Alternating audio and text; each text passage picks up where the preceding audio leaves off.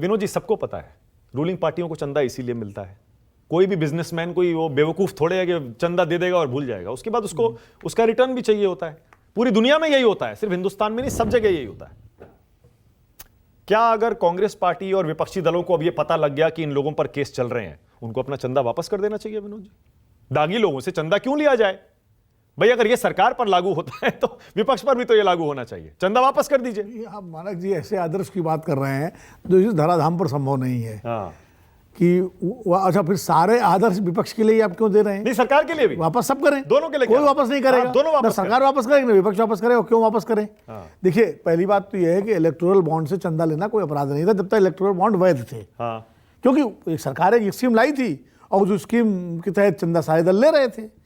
गड़बड़ जो है वो ये है कि किसी भी दल ने, जिसकी जहां सरकार हो, चाहे केंद्र में हो चाहे राज्यों में हो, अगर उन इलेक्टोरल बॉन्ड के जरिए कोई लाभ अतिरिक्त दिया है, गैर कानूनी लाभ दिया है।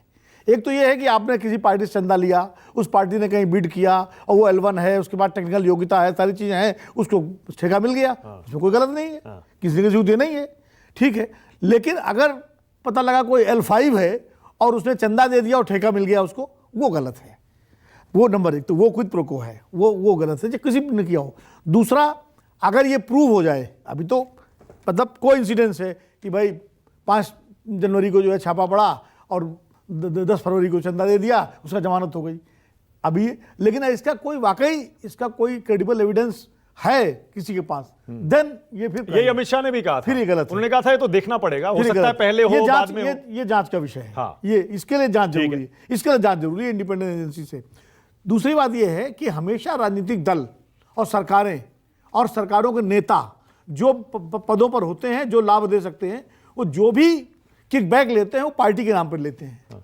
कोई नेता ये नहीं कहता कि साहब हम अपने लिए पैसा मांग रहे हैं, वो कहता है पार्टी के लिए तेरा पैसा चाहिए।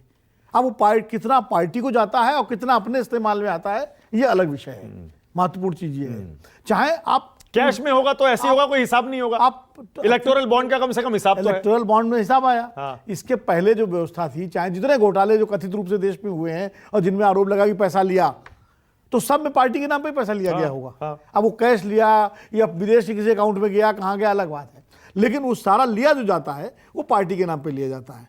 और इसीलिए ये पार्टी और इंडिविजुअल की जो सीमा रेखा है वो इतनी पतली है कि वो पता नहीं लगता कब पैसा पार्टी में गया, कब कहाँ गया।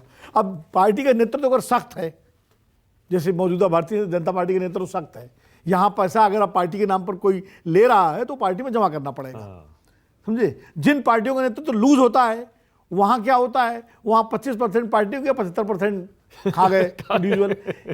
तो ये निर्भर करता है पार्टी का नेतृत्व कितना सख्त है।